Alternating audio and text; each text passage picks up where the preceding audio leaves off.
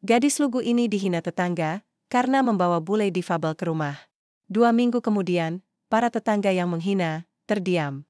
Karena bule itu datang membawa keluarga dari Belanda. Namaku Tia Santika. Usiaku 21 tahun, dan aku tinggal di sebuah rumah sederhana di pinggiran kota Madiun bersama ibuku, Martina. Aku anak tunggal, tapi bukan berarti kehidupanku terasa lengkap. Sejak kecil, aku sudah harus menghadapi kenyataan pahit bahwa ayahku, Pak Zamad, meninggalkan kami saat aku masih berusia 4 tahun. Aku hampir tidak ingat wajahnya. Yang kuingat hanya suara tangis ibuku di malam-malam sepi setelah perceraian.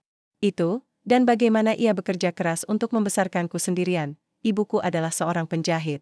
Dia punya mesin jahit tua yang sering berderak-derak saat digunakan, dan baju-baju pesanan tetangga selalu menumpuk di meja kerjanya.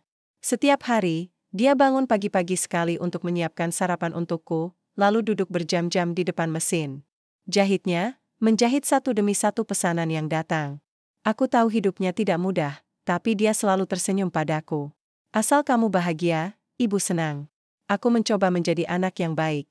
Setelah lulus SMA, aku berniat melanjutkan kuliah, tapi biaya pendidikan membuat rencana itu pupus. Jadi, aku mulai mencari pekerjaan di perusahaan-perusahaan di kota Madiun. Namun, mencari pekerjaan ternyata lebih sulit daripada yang kubayangkan. Persaingan begitu ketat, dan pengalamanku yang minim membuat surat lamaranku sering ditolak tanpa alasan jelas. Aku mencoba tetap tegar, tapi kadang-kadang rasanya ingin menyerah saja. Hidup di lingkungan seperti ini juga tidak membantu. Tetangga-tetangga di sekitar rumah kami seringkali menyindirku karena belum menikah di usia 20-an. Salah satu yang paling sering melakukannya adalah Bibi Hayati, saudara sepupu ibuku. Dia suka berkomentar pedas tentang keadaanku, terutama di depan orang lain. Tia ini kok belum dapat kerjaan ya? Sudah gede begini, masa cuma nganggur di rumah, kata Bibi Hayati suatu sore saat para tetangga sedang berkumpul di halaman rumahnya. Matanya yang sipit memandangiku dengan sinis, seolah-olah aku ini masalah besar bagi keluarga kami. Umur segini belum ada calon? Nanti jadi perawan tua, loh, tambahnya lagi dengan nada mengejek, disambut tawa oleh beberapa tetangga lainnya. Aku hanya bisa tersenyum tipis, meskipun hatiku rasanya remuk mendengarnya. Aku mencoba tidak memedulikan omongan mereka, tapi terkadang kata-kata itu terus terngiang-ngiang di kepala. Apakah aku benar-benar gagal sebagai seorang wanita? Setiap kali aku pulang dari melamar pekerjaan, aku selalu menahan kekecewaan dalam hari-hariku penuh dengan penolakan, dan semakin lama aku merasa semakin putus asa. Aku sering membantu ibu menjahit atau memasak di rumah, tapi rasa gagal itu terus menghantui. Aku tahu ibuku tidak pernah menyalahkanku, tapi aku merasa bersalah karena belum bisa memberikan kebahagiaan padanya. Suatu sore, aku duduk di kursi kayu di halaman belakang rumah. Matahari mulai tenggelam, dan angin sepoi-sepoi menerpa wajahku. Aku memandangi langit jingga yang luas, berharap ada sesuatu yang bisa mengubah hidupku. Aku tidak tahu apa yang akan terjadi besok, minggu depan, atau bulan depan. Yang ku tahu, aku harus terus berusaha meskipun dunia rasanya tidak berpihak padaku. Di saat-saat seperti inilah aku mulai merenung. Apakah aku akan selamanya hidup seperti ini? Apakah aku akan terus menjadi bahan ejekan tetangga? Atau, apakah ada harapan baru yang menungguku di masa depan? Aku tidak tahu jawabannya. Tapi, entah kenapa, di tengah semua keputusasaan ini, aku masih merasa ada sesuatu yang istimewa menantiku. Sesuatu yang mungkin akan mengubah hidupku selamanya. Hari itu, seperti biasanya, aku berangkat ke kota dengan harapan bisa mendapatkan pekerjaan. Aku sudah menyiapkan surat lamaran dan CV-ku dengan rapi, meskipun aku tahu peluangnya kecil. Kota Madiun pagi itu cukup ramai, tapi langit tampak mendung. Aku melangkah pelan di trotoar, berusaha mencari alamat perusahaan tekstil yang ada di daftar lamaranku. Beberapa kali aku bertanya kepada orang-orang di jalan karena aku tidak terlalu hafal wilayah kota. Setelah hampir 1 jam berjalan kaki, akhirnya aku sampai di depan gedung perusahaan itu. Aku menarik napas dalam-dalam, mencoba menenangkan diri. Namun, ketika aku baru saja akan melangkah menuju pintu masuk, seorang pria asing duduk di kursi roda menarik perhatianku. Dia tampak bingung sambil memegang selembar peta yang sepertinya sulit ia pahami. Rambut pirangnya dan kulitnya yang pucat membuatnya terlihat sangat berbeda dari orang-orang di sekitar. Matanya yang biru terlihat cemas, seolah dia benar-benar tersesat. Aku ragu sejenak. Haruskah aku membantunya? Aku sendiri sedang dalam misi penting, melamar pekerjaan. Tapi entah kenapa, Hatiku tidak tega melihatnya begitu kebingungan. Akhirnya, aku mendekatinya dengan langkah pelan. "Excuse me, are you lost?" tanyaku dalam bahasa Inggris yang terbata-bata. Aku tidak terlalu fasih berbahasa Inggris, tapi setidaknya aku bisa menyampaikan maksudku. Pria itu menoleh padaku, matanya sedikit melebar seolah lega melihat seseorang mendekat. "Yes, Catania Pellon. I'm looking for an address, but I can't find it." Aku mengangguk pelan, lalu mencoba melihat peta yang dipegangnya. Alamat yang ditulis di peta itu adalah sebuah rumah besar di pinggiran kota Madiun. Meskipun aku tidak terlalu yakin lokasi pastinya, aku tahu arah umum tempat itu.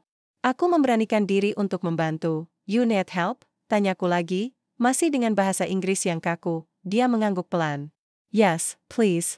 I don't have much money right now. My wallet is lost." Catania sambil menendakkan kepala, hatiku langsung tereniuk. Bayangkan, seorang asing yang jauh dari negaranya, tersesat di kota asing tanpa uang. Rasanya aku tidak bisa meninggalkannya begitu saja.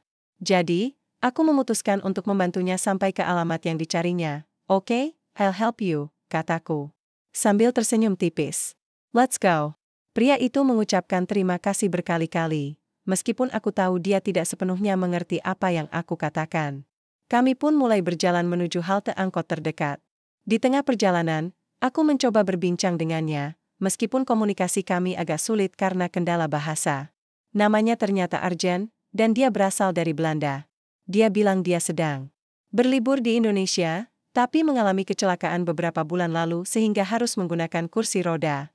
Kursi rodanya tampak cukup kokoh, tapi jelas bukan miliknya, mungkin pinjaman sementara selama ia di sini. "Why are you helping me?" tanyanya tiba-tiba saat kami naik angkot.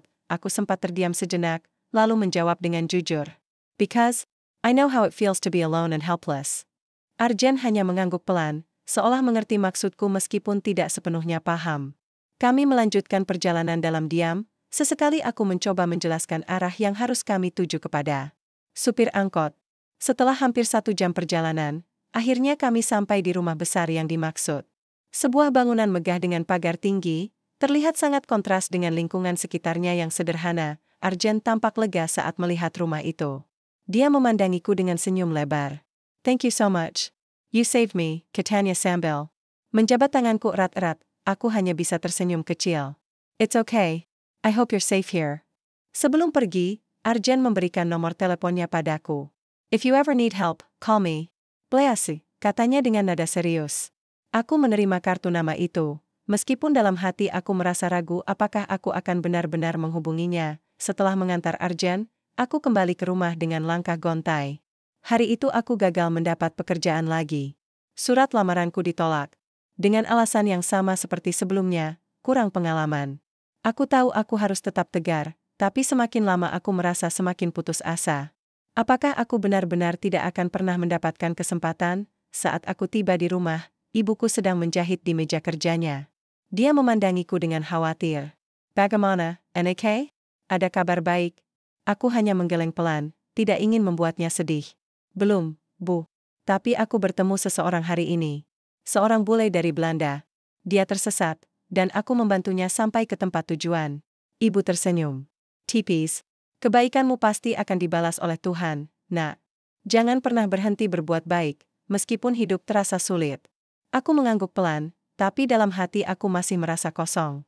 Aku tidak tahu apakah kebaikan yang kulakukan hari ini akan membawa dampak apapun bagi hidupku. Yang ku tahu, aku harus terus berusaha meskipun dunia rasanya tidak berpihak padaku. Namun, aku tidak menyadari bahwa pertemuanku dengan Arjen hari itu akan menjadi awal dari perubahan besar dalam hidupku. Sesuatu yang tidak pernah kuduga sebelumnya. Hari-hari setelah pertemuanku dengan Arjen berlalu seperti biasa. Aku masih sibuk mencari pekerjaan, meskipun hasilnya tetap nihil. Setiap kali aku pulang ke rumah, aku selalu memikirkan tentang pria asing itu, Arjen. Ada sesuatu di matanya yang membuatku merasa tidak bisa melupakannya begitu saja. Mungkin karena rasa syukurnya saat aku membantunya, atau mungkin karena dia adalah satu-satunya orang yang pernah berkata, "You saved me," padaku. Rasanya aneh, tapi juga menyenangkan. Namun, aku tidak pernah benar-benar mengharapkan apapun darinya. Nomor telepon dan kartu nama yang diberikannya hanya kuletakkan di laci meja tanpa niat untuk menghubunginya. Bagiku, pertemuan itu hanyalah sebuah kebetulan, dan aku tidak ingin terlalu banyak berharap. Lagi pula, apa yang bisa dilakukan seorang bule Belanda untuk gadis desa sepertiku, tapi takdir ternyata punya rencana lain. 3 hari setelah pertemuan itu, tepat pada sore yang cerah, aku sedang membereskan rumah ketika tiba-tiba terdengar suara ketukan di pintu depan. Aku bergegas membuka pintu, dan hatiku langsung berdebar kencang saat melihat sosok yang ada di depanku. Arjen. Dia datang dengan kursi rodanya, mengenakan kemeja putih lusuh yang sama seperti saat kami bertemu beberapa hari lalu. Wajahnya tampak ramah, tapi ada sesuatu dalam tatapannya yang membuatku merasa gugup. "Hai, Tia," katanya pelan dalam bahasa Inggris. Aku mengangguk cepat, masih terkejut melihatnya di depan pintu rumahku. "Ya, Arjen? Kenapa kamu di sini?" Dia tersenyum tipis, lalu berkata, "Can we talk inside? I need to say something important." Aku sempat ragu sejenak. Ini pertama kalinya seorang asing datang ke rumahku, apalagi dengan alasan yang tidak jelas. Namun, entah kenapa aku merasa tidak bisa menolaknya. Jadi, aku mengangguk lagi dan membukakan pintu lebih lebar agar dia bisa masuk. Ibuku, Martina, sedang menjahit di ruang tengah ketika kami masuk. Dia langsung menoleh dan tampak terkejut melihat Arjen. "Oh, ada tamu," katanya ramah meskipun wajahnya terlihat sedikit cemas. "Kami tidak terbiasa menerima tamu asing, apalagi seorang bule, Bu. Ini Arjen. Kami bertemu beberapa hari lalu. Di kota," jelasku singkat. Lalu aku menoleh ke Arjen. "Ini ibuku, Martina." Arjen tersenyum sopan dan menyapa ibuku dalam bahasa Inggris. "Nice to meet you, Mrs. Martina." Ibuku hanya mengangguk dengan senyum kikuk, meskipun jelas dia tidak mengerti apa yang dikatakannya. Setelah itu, aku mengajak Arjen duduk di kursi tamu. Aku merasa gugup, tidak tahu apa yang akan dibicarakannya. Apakah dia kesulitan lagi? Apakah dia butuh bantuan tambahan? Tapi saat aku hendak membuka mulut untuk bertanya, dia sudah mulai berbicara. "Tia, I want to thank you again for helping me the other day," katanya pelan. "You were so kind to me, even though we didn't know each other. I've been thinking about it a lot." Aku hanya bisa mengangguk, tidak yakin harus berkata apa. "It's okay. I just did what anyone would do." Arjen menggeleng pelan. "No, not everyone would do that. You're special." Dia berhenti sejenak, lalu menatapku. Dengan serius. "That's why I want to ask you something important." Jantungku mulai berdetak lebih kencang. Apa maksudnya? Apa yang ingin dia tanyakan? "Will you marry me?" katanya tiba-tiba, suaranya terdengar mantap meskipun bahasanya agak kaku. Aku terperangah. "Apa? Menikah? Dengan seorang bule yang baru kutemui beberapa hari lalu?" Otakku langsung dipenuhi oleh ribuan pertanyaan sekaligus. Apa dia serius? Apa ini hanya lelucon? Atau mungkin dia salah paham tentang budaya kita? "Wait, what? Why?" tanyaku gemetar, suaraku nyaris tidak terdengar. Arjen tersenyum tipis, lalu menjelaskan dengan sabar. "I know this is sudden, and maybe you think I'm crazy. But ever since I met you, I felt something different. You're kind, humble, and strong. I've never met anyone like you before. I want to spend my life with you." Aku merasa dunia berputar. Ini semua terasa seperti mimpi buruk atau mungkin cerita fiksi yang tidak masuk akal. Aku hampir tidak bisa bernapas. Bagaimana bisa seorang pria asing yang baru ku kenal beberapa hari lalu mengajakku menikah? Apa dia benar-benar serius? Aku tidak tahu harus berkata apa, kataku akhirnya. Suaraku terdengar parau. Arjen tampak memahami keraguanku. Dia tidak memaksaku untuk menjawab langsung. "You don't have to answer now. Just think about it. I promise I'll take care of you and your mother." Ibuku, yang mendengar percakapan kami meskipun tidak sepenuhnya mengerti, tampak bingung. Dia menatapku dengan mata penuh tanya, dan aku hanya bisa menggeleng pelan, memberi isyarat bahwa aku juga tidak tahu apa yang sedang terjadi. Setelah beberapa saat, Arjen pamit pulang. Dia berjanji akan datang lagi beberapa hari lagi untuk mendengar jawabanku. Aku mengantar dia sampai ke pintu, masih merasa bingung dan gelisah, saat aku kembali ke dalam rumah, ibuku langsung menyerbu dengan pertanyaan. "Nak, apa yang barusan terjadi? Kenapa dia mau menikahimu?" Aku menghela napas panjang. "Aku juga tidak tahu, Bu. Dia bilang dia ingin menikahiku karena aku baik padanya waktu kami bertemu. Tapi, ini semua terlalu cepat. Aku tidak bisa memutuskan begitu saja." Ibuku terdiam sejenak, lalu mengangguk pelan. "Nak, ini hidupmu. Kamu yang harus memutuskan. Tapi ingat, jangan sampai orang lain memanfaatkanmu. Pikirkan baik-baik." Aku mengangguk, meskipun dalam hati aku masih merasa bimbang. Bagaimana mungkin aku bisa memutuskan sesuatu sebesar ini? Aku bahkan tidak tahu apa-apa tentang Arjen selain namanya dan negaranya, namun, keputusan itu akhirnya harus segera kubuat. Beberapa hari kemudian, Arjen datang lagi. Kali ini, ia membawa seikat bunga dan wajahnya tampak sangat tegang. Dia duduk di kursi tamu, menatapku dengan serius. "Have you thought about it?" tanyanya pelan. Aku menarik napas dalam-dalam, lalu mengangguk. "Ya, aku bersedia menikahimu. Tapi dengan satu syarat. Kamu harus jujur padaku tentang segala hal." Arjen tersenyum lega, lalu mengangguk. "I promise. No secrets." Kami pun sepakat untuk melanjutkan hubungan ini menuju pernikahan. Namun, reaksi dari tetangga dan keluarga tidak semudah yang kubayangkan. Esok harinya, kabar tentang rencana pernikahanku dengan Arjen langsung menyebar ke seluruh kampung. Bibi Hayati dan tetangga lainnya langsung berkomentar pedas, seperti biasa. "Hah? Dia mau nikah sama bule kursi roda? Pasti cuma cari sensasi," kata Bibi Hayati dengan nada sinis. "Mana mungkin dia serius? Mungkin si bule itu cuma kasihan," tambah tetangga lainnya. Aku mencoba mengabaikan omongan mereka, tapi rasanya sulit. Apalagi saat mereka mulai menggosipkanku di belakang. Namun, Arjen tetap tenang dan tidak peduli dengan komentar-komentar.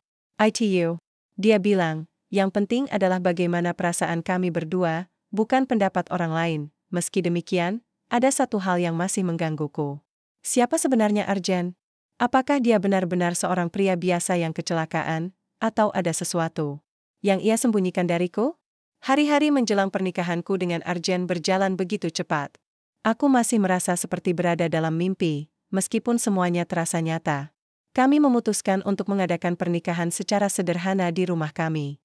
Tidak ada pesta besar atau dekorasi mewah. Hanya keluarga dekat dan beberapa tetangga yang bersedia datang. Bagiku, ini sudah lebih dari cukup. Aku tidak ingin membuat ibuku terlalu lelah dengan persiapan yang berlebihan. Namun, meski pernikahan ini tampak sederhana, aku tetap merasa cemas. Ada banyak hal yang belum aku ketahui tentang Arjen. Dia bilang dia berasal dari Belanda, tapi aku tidak tahu apakah dia benar-benar seorang pria biasa seperti yang ia katakan. Apakah dia benar-benar kecelakaan? Apakah kursi rodanya hanya sementara? Aku mencoba menanyakan semua itu padanya, tapi dia selalu menjawab dengan senyum tenang. Semua akan terungkap pada waktunya. Aku tidak bisa menahan rasa penasaranku, tapi aku juga tidak ingin terlalu memaksanya. Lagi pula, dia selalu baik padaku. Setiap kali aku merasa ragu, dia selalu ada di sisiku, memberikan dukungan tanpa syarat. Meski begitu, ada satu hal yang membuatku sedikit lega. Arjen tidak pernah meminta apapun dariku selain kejujuran dan kasih sayang. Pernikahan kami direncanakan sepekan setelah pertemuan terakhir kami. Selama waktu itu, aku mencoba mempersiapkan segala sesuatunya sebaik mungkin. Ibu membantu menjahit gaun pengantin sederhana untukku, sementara Arjen sibuk mengurus surat-surat pernikahan di kantor catatan sipil. Aku tidak tahu bagaimana caranya, tapi dia sepertinya memiliki banyak kenalan di kota ini. Semua prosesnya berjalan lancar. Meskipun ada beberapa tatapan aneh dari petugas yang melihat kami, seorang gadis desa dan pria asing dengan kursi roda, hari pernikahan akhirnya tiba. Pagi itu, aku bangun dengan perasaan campur aduk antara gugup dan bahagia. Gaun putih sederhana yang dijahit oleh ibuku terasa begitu istimewa di tubuhku. Aku duduk di depan cermin, memandangi diriku sendiri. Apakah aku layak untuk semua ini? Apakah aku benar-benar akan hidup bahagia dengan seorang pria asing yang baru ku kenal beberapa minggu lalu?